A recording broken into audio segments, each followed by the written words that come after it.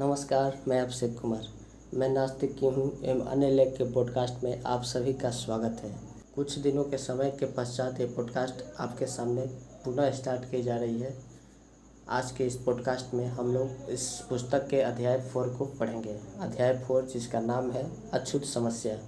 इस अध्याय के माध्यम से हम लोग देखेंगे कि भगत सिंह उनका अछूतों के प्रति क्या विचार रहा था। भगत सिंह छुआछूत का कारण किसे मानते थे, उसकी उत्पत्ति कैसे हुई, अर्थात कुल मिलाकर अछूतों के प्रति, दलितों के प्रति, शूद्रों के प्रति भगत सिंह जी के क्या विचार थे, उस विचार को हम लोग इस पॉडकास्ट के इस अध्याय के माध्यम से समझेंगे। तो चलिए शुरू करते हैं। Let's start.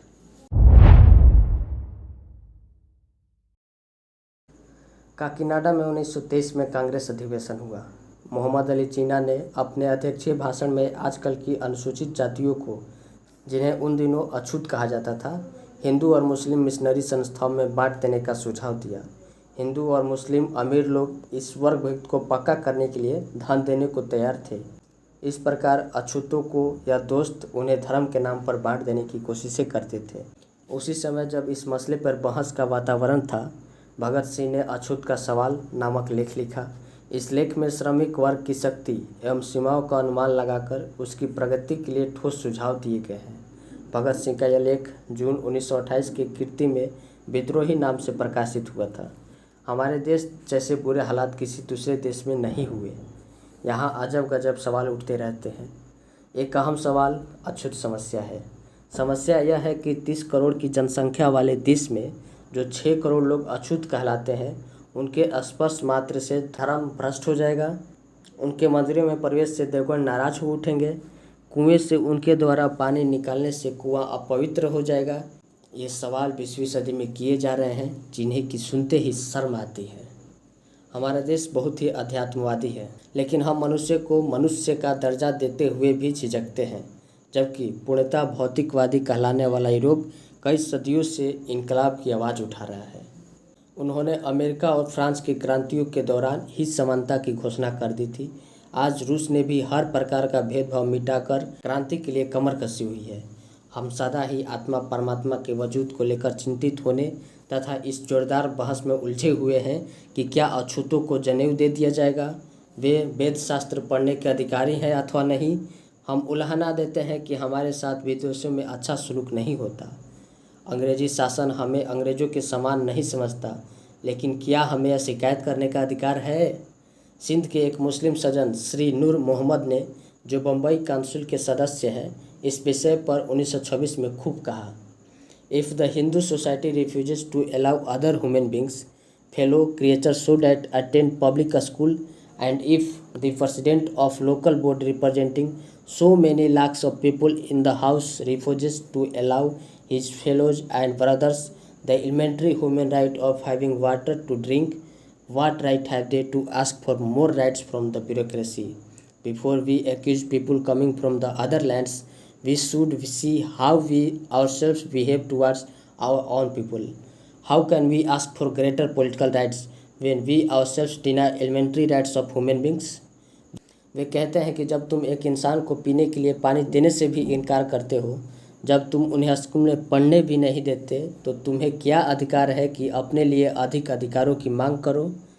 जब तुम एक इंसान को समान अधिकार देने से भी इनकार करते हो, तो तुम अधिक राजनीतिक अधिकार मांगने का अधिकारी कैसे बन गए? बात बिल्कुल खरी है, लेकिन यह क्योंकि एक मुस्लिम ने कही है, इसलिए हिंदू कहेंगे कि देखो, वह उन अछूतों को मुसलमान बनाकर अपने में शामिल करना चाहता है। जब तुम उन्हें इस तरह पशुओं से भी गया बिता समझोगे, तो वह जरूर ही दूसरे धर्मों में शामिल हो जाएंगे, जिनमें उन्हें अधिक अधिकार मिलेंगे, जहां उनसे इंसानों जैसा व्यवहार किया जाएगा। फिर यह कहना कि देखो जी, ईसाई और मुसलमान हिंदू कौम को नुकसान पहुंचा रहे हैं, व्यर्थ होगा। कितना स्पष्ट कथन है, लेकिन यह सुनकर भी सभी तिलमिला उठते हैं। ठीक इसी तरह की चिंता हिंदुओं को भी हुई। सनातनी पंडित भी कुछ न कुछ इस मसले पर सोचने लगे। बीच बीच में बड़े युगांतरकारी कहे जाने वाले भी शामिल हुए। पटना में हिंदू महासभा का सम्मेलन लाला लाजपत राय, जो कि अछूतों के बहुत पुराने समर्थक चले आ रहे हैं, की अध्यक्षता में हुआ, तो जोरदार बहस छिड़ी, अच्छी नोकझोंक हुई। समस्या यह थी कि अछूतों को यज्ञोपवीत धारण करने का हक है या अथवा नहीं। तथा क्या उन्हें वेद शास्त्रों का अध्ययन करने का अधिकार है? बड़े बड़े समाज सुधारक तमतमा गए, लेकिन लाला जी ने सबको सहमत कर दिया तथा यह दो बातें स्वीकृत कर हिंदू धर्म की लाज रख ली। वरना जरा सोचो कितनी शर्म की बात होती। कुत्ता हमारी गोद में बैठ सकता है, हमारी रसोई में निसंग फिरता है, लेकिन एक इंसान हमसे स्पर्श हो जाए तो बस धर्म भ्रष्ट हो जाता है। इस समय मालवीय जी जैसे बहुत बड़े समाज सुधारक, अछूतों के बड़े प्रेमी और ना जाने क्या क्या पहले एक मेहतर के हाथों में गले में हाथ डलवा लेते हैं, लेकिन कपड़ों सहित स्नान किए बिना बिना स्वयं को अशुद्ध समझते हैं। क्या खूब यह चाल है। सबको प्यार करने वाले भगवान जी की पूजा करने के लिए मंदिर बना है, लेकिन वहाँ अछूत जा घुसे तो वह मंदिर अपवित्र हो जाता है, भगवान रुष्ट हो जाता है। घर की जब यह स्थिति हो तो बाहर हम बराबरी के नाम पर झगड़ते अच्छे लगते हैं। तब हमारे इस रवैये में कृतघ्नता की भी हद पाई जाती है। जो निम्नतम काम करके हमारे लिए सुविधाओं को उपलब्ध कराते हैं उन्हें ही हम दुरदुराते हैं। पशुओं की हम पूजा कर सकते हैं, लेकिन इंसान को पास नहीं बिठा सकते। आज इस सवाल पर बहुत शोर हो रहा है। उन विचारों पर आजकल विशेष ध्यान दिया जा रहा है। देश में मुक्ति कामना जिस तरह बढ़ रही है, उसमें सांप्रदायिक भावना ने और कोई लाभ पहुंचाया हो अथवा नहीं, लेकिन एक लाभ जरूर पहुंचाया है। अधिक अधिकारों की मांग के लिए अपनी अपनी कौमों की संख्या बढ़ाने की चिंता सबको ही। मुस्लिम ने ज़रा ज़्यादा जोर दिया। उन्होंने अछूतों को मुसलमान बनाकर अपने बराबर अधिकार देने शुरू कर दिए। इसमें हिंदुओं के अहम को चोट पहुंची, स्पर्धा बढ़ी, फसाद भी हुए। धीरे धीरे सिखों ने भी सोचा कि हम पीछे ना रह जाएं। उन्होंने भी अमृत छकाना आरंभ कर दिया। हिंदू सिखों के बीच अछूतों के जनेऊ उतारने या केस कटवाने के सवालों पर झगड़े हुए। अब तीनों कौम अछूतों की अपनी अपनी ओर खींच रही है। इसका बहुत शोर शराबा है। उधर ईसाई चुपचाप उनका रुतबा बढ़ा रहे हैं। चलो, इसी सारी हलचल से ही देश के दुर्भाग्य की लानत दूर हो रही है। इधर जब अछूतों ने देखा कि उनकी वजह से इनमें फसाद हो रहे हैं तथा उन्हें हर कोई अपनी अपनी खुराक समझ रहा है, तो वे अलग ही क्यों नहीं संगठित हो जाए। इस विचार के अमल में अंग्रेजी सरकार का कोई हाथ हो अथवा ना हो, लेकिन इतना अवश्य है कि इस प्रचार में सरकारी मिशनरी का काफ़ी हाथ था। आदि धर्म मंडल जैसे संगठन उस विचार को प्रचार का परिणाम है। अब एक सवाल और उठता है कि इस समस्या का सही निदान क्या हो। इसका जवाब बड़ा अहम है।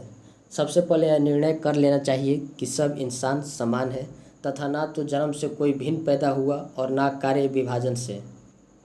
अर्थात कोई एक आदमी गरीब मेहतर के घर पैदा हो गया है, इसलिए जीवन भर मैला ही साफ करेगा और दुनिया में किसी तरह के विकास का काम पाने का उसे कोई हक नहीं है। ये बातें फिजूल हैं। इस तरह हमारे पूर्वज आर्यों ने इनके साथ ऐसा अन्यायपूर्ण व्यवहार किया तथा उन्हें नीच कहकर दुत्कार दिया एवं निम्न कोटि के कार्य करवाने लगे। साथ ही यह चिंता भी हुई कि कहीं ये विद्रोह न कर दें। तब पुनर्जन्म के दर्शन का प्रचार कर दिया कि यह तुम्हारे पूर्व जन्म के पापों का फल है। अब क्या हो सकता है, चुपचाप दिन गुजारो। इस तरह उन्हें धैर्य का उपदेश देकर वे लोग उन्हें लंबे समय तक के लिए शांत करा गए। लेकिन उन्होंने बड़ा पाप किया। मानव के भीतर की मानवीयता को समाप्त कर दिया। आत्मविश्वास एवं स्वावलंबन की भावनाओं को समाप्त कर दिया। बहुत दमन और अन्याय किया गया। आज उस सब के प्रायश्चित का वक्त है। इसके साथ ही एक दूसरी गड़बड़ी हो गई। लोगों के मन में आवश्यक कार्यों के प्रति घृणा पैदा हो गई। हमने जुलाहों को भी दुत्कारा। आज कपड़ा बुनने वालों को भी अछूत समझे जाते हैं। यूपी की तरफ कहार को भी अछूत समझा जाता है। इससे बड़ी गड़बड़ी पैदा हुई। ऐसे में विकास की प्रक्रिया में रुकावटें पैदा हो रही हैं। इन तबकों को अपने समक्ष रखते हुए हमें चाहिए कि हम ना इन्हें अछूत कहें और ना समझें। बस समस्या हल हो जाती है। नौजवान भारत सभा तथा नौजवान कांग्रेस ने जो ढंग अपनाया है वह काफ़ी अच्छा है। जिन्हें आज तक अछूत कहा जाता रहा, उनसे अपने इन पापों के लिए क्षमा याचना करनी चाहिए तथा उन्हें अपने जैसा इंसान समझना, बिना अमृत छकाए, बिना कलमा पढ़ाए या शुद्धि किए उन्हें अपने में शामिल करके अपने हाथ से पानी पीना उचित ढंग है। और आपस में खींचतान करना और व्यवहार में कोई भी हक न देना कोई ठीक बात नहीं है। जब गांव में मजदूर प्रचार शुरू हुआ, उस समय किसानों को सरकारी आदमी यह बात समझाकर भड़काते थे कि देखो, यह भंगी चमारों को सिर पर चढ़ा रहे हैं और तुम्हारा काम बंद करवाएंगे। बस किसान इतने में ही भड़क गए। उन्हें याद रहना चाहिए कि उनका हालत तब तक नहीं सुधर सकती जब तक कि वे इन गरीबों को नीच और कमीन कहकर अपनी जूती के नीचे दबाए रखना चाहते हैं। अक्सर कहा जाता है कि वह साफ नहीं रहते हैं। इसका उत्तर साफ है, वे गरीब हैं। गरीबी का इलाज करो। ऊंचे ऊंचे कुलों के गरीब लोग भी कोई कम गंदे नहीं रहते। गंदे काम करने का बहाना भी नहीं चल सकता, क्योंकि माताएं बच्चों का मैला साफ करने में मेहतर तथा अछूत तो नहीं हो जाती, लेकिन यह काम उतने समय तक नहीं हो सकता जितने समय तक कि अछूत कौमें अपने आप को संगठित ना कर ले।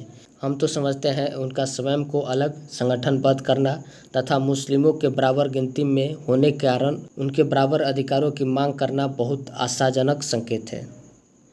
या तो सांप्रदायिक भेद का झंझट ही खत्म करो, नहीं तो उनके अलग अधिकार उन्हें दे दो। काउंसिलों और असेंबलियों का कर्तव्य है कि वे स्कूल, कॉलेज, कुएं तथा सड़क के उपयोग की पूरी स्वतंत्रता उन्हें दिलाए। ज़बानी तौर पर नहीं, वरन साथ में ले जाकर उन्हें कुएं पर चढ़ाओ। उनके बच्चों को स्कूल में प्रवेश दिलाओ। लेकिन जिस लेजिस्लेटिव ने बाल विवाह के विरुद्ध पेश किए गए बिल तथा मजहब के बहाने हया तौबा मचाई जाती है, वहाँ वे अछूतों को अपने साथ शामिल करने का साहस कैसे कर सकते हैं। इसलिए हम मानते हैं कि उनके अपने जनप्रतिनिधि हो, वे अपने लिए अधिक अधिकार मांगे। हम तो साफ कहते हैं कि उठो, अछूत कहलाने वाले असली जन सेवकों तथा भाइयों, उठो, अपना इतिहास देखो। गुरु गोविंद सिंह की फौज की असली शक्ति तुम ही थे। शिवाजी तुम्हारे भरोसे पर ही सब कुछ कर सके, जिस कारण उनका नाम आज भी जिंदा है। तुम्हारी कुर्बानियाँ स्वर्ण अक्षरों में लिखी हुई है। तुम जो नित्य प्रति सेवा करके जनता के सुखों में बढ़ोतरी करके और ज़िंदगी संभव बनाकर यहाँ बड़ा भारी एहसान कर रहे हो, उसे हम लोग नहीं समझते। लैंड एलिएशन एक्ट के अनुसार तुम धन एकत्र भी कर जमीन नहीं खरीद सकते। तुम पे इतना जुल्म हो रहा है कि मिस मेयो मनुष्य से भी कहती हैं, उठो, अपनी शक्ति पहचानो, संगठनबद्ध हो जाओ। असल में स्वयं कोशिश किए बिना कुछ भी नहीं मिल सकेगा। Those who would be free must themselves strike the blow. स्वतंत्रता के लिए स्वाधीनता चाहने वाले को यत्न करना चाहिए। इंसान की धीरे धीरे कुछ ऐसी आदतें हो गई हैं कि वह अपने लिए तो एक अधिक अधिकार चाहता है, लेकिन जो उनके मातहत है वह उन्हें अपनी जूते के नीचे दबाए रखना चाहता है। कहावत है, लातों के भूत बातों से नहीं मानते। अर्थात संगठनबद्ध हो, अपने पैरों पर खड़े होकर पूरे समाज को चुनौती दे दो, तब देखना कोई भी तुम्हारे अधिकार तुम्हें देने से इनकार करने की जरूरत नहीं कर सकेगा। तुम दूसरों की खुराक मत बनो, दूसरों के मुंह की ओर ना ताको, लेकिन ध्यान रहे, नौकरशाही के झांसे में मत फंसना। यह तुम्हारी कोई सहायता नहीं करनी चाहती, बल्कि तुम्हें अपना मोहरा बनाना चाहती है। यही पूंजीवाद, नौकरशाही तुम्हारी गुलामी और गरीबी का असली कारण है। इसलिए तुम उनके साथ कभी नहीं मिलना, उसकी चालों से बचना, तब सब कुछ ठीक हो जाएगा। तुम असली स्वरहारा हो, संगठनबद्ध हो जाओ, तुम्हारी कुछ भी हानि नहीं होगी, बस गुलामी की जंजीरें कट जाएंगी। उठो और वर्तमान व्यवस्था के लिए विरुद्ध बगावत खड़ी कर दो। धीरे धीरे होने वाले सुधारों से कुछ नहीं बन सकेगा। सामाजिक आंदोलन से क्रांति पैदा कर दो तथा राजनीतिक और आर्थिक क्रांति के लिए कमर कस लो। तुम ही तो देश का मुख्य आधार हो, वास्तविक शक्ति हो। सोए हुए शेरों, उठो और बगावत खड़ी कर दो। ये मैं नास्तिक क्यों हूँ एमाने लेख के पॉडकास्ट का अध्याय 4 है, जिसका शीर्षक है अछूत समस्या। इस लेख के माध्यम से भगत सिंह ने शूद्रों को, जिन्हें अछूत कहा जाता है, उन्हें जगाने की कोशिश की है और समाज में आईना दिखाने की कोशिश की है कि कैसे अपने ही लोग अपने लोगों का दोहन कर रहे हैं। आप क्या सोचते हैं, अछूत समस्या को कैसे ख़त्म किया जा सकता है? मैं भी आपका राय जानना चाहता हूं, तो प्लीज़ आप अपना राय कमेंट बॉक्स में ज़रूर दीजिएगा। धन्यवाद। जय हिंद।